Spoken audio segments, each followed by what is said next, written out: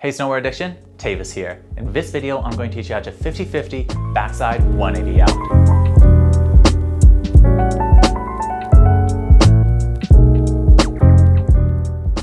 Spinning a backside 180 means you're going to need to use something called a blind landing. Blind landings are when you spot a point in front of you, and as you rotate and move over that point, your head tracks it, making you land looking back uphill. You want to do a blind landing anytime your back is leading the rotation into the landing. This is because whenever you're jumping, you want your spot to be locked on one point. Usually, this is the end of the knuckle. When you spin with your back finishing the rotation and don't use a blind landing, you'll lose sight of the landing, what makes it hard to maintain awareness and control of your spin. The blind landing is also crucial for the landing of any tricks that finish blind.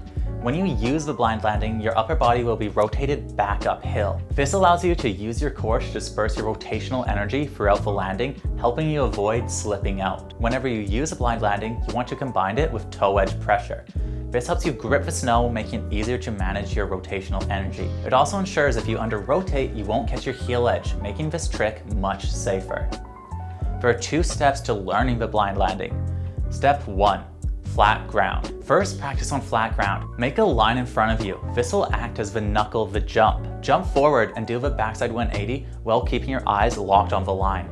Do this until you can track the landing throughout the whole spin and catch yourself with little to no impact. Step 2. On snow. Next, go to the snow. Pick a point in front of you to represent the knuckle. Do the same tracking as you rotate. You can add some pop if it feels comfortable. You'll know you have this step locked in when you can track the line while spotting under your shoulder and smoothly rotate, finishing looking back uphill with your edge gripped in. When doing backside 180s on a feature, you'll be using counter rotation. Counter rotation is one of the main principles of tricking on rails. It involves disconnecting your upper body and your lower body, then pulling them together to create rotation. For counter rotating backside, close your upper body towards downhill. This will set you up to pull your body back together, resulting in a counter-rotated backside 180. When on rails, counter-rotation is the only way to change your rotation direction. This is because you can't grip a rail to stop or change your momentum. To train counter-rotation, rotate your upper body, then tighten your core as you bring your upper body to the opposite direction it was opened. I like to think about this like twisting a towel. When you twist a towel, it gets torsion. Then when you let it go, it snaps back into place and rotates in the opposite direction. This is what we are trying to achieve with every counter rotation. Wind it up, then snap it back. You can tell when counter rotation is used on a trick because it makes the rider's arms wrap around their body.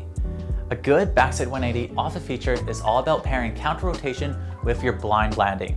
Get comfortable with doing backside 180s using counter rotation. After that, it's time to apply these principles to a feature. I find fat turbo tubes the easiest because they help you grip way better than a box, making it easier to rotate your upper body while maintaining a straight snowboard.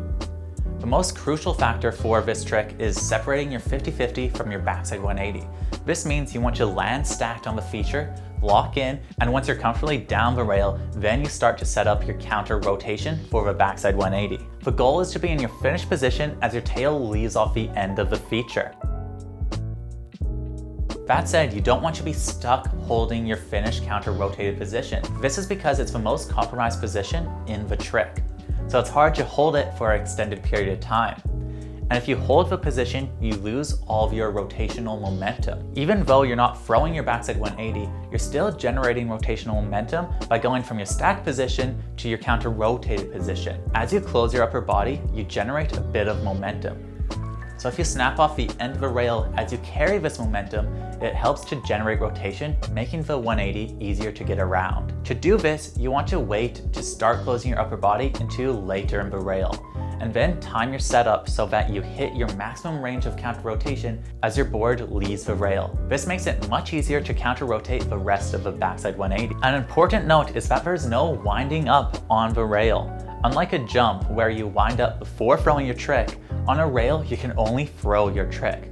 If you want a bit more range of motion, I recommend getting into a rail heel side. This will naturally make you approach the jump with your chest slightly open, giving you more range of motion to play with. To get the backside 180 around with counter rotation, you need to lead the rotation with your upper body. The more you rotate your upper body, the easier it will be to counter-rotate the 180. The limit to rotation is when your head starts to lose track of the end of a rail. If this happens, you've rotated too much. A perfect backside 180 has your eyes tracking the end of a rail all the way into the landing.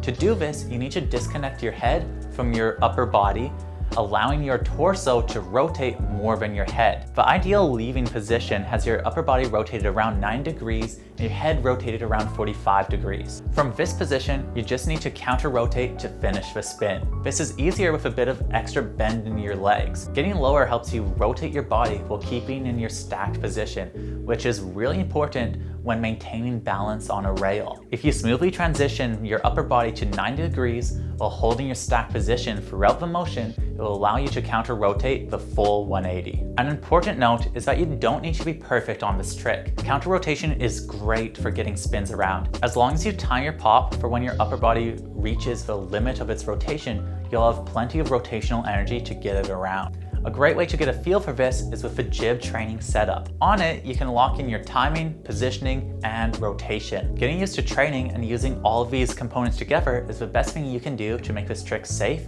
and easy to learn. Recap. Hit the rail with a comfortable amount of speed. Lock in your 50-50. Slide into around 70% down the rail. Start closing your upper body as you rotate your head half as much as your upper body. Leave off the end of a rail with your upper body rotated close to 90 degrees and your head looking at the end of the rail. Use counter-rotation. Dig in your toe edge while holding the blind landing. Look up and ride away. I'm Teavis from Snowboard Addiction, and our goal is to improve your riding.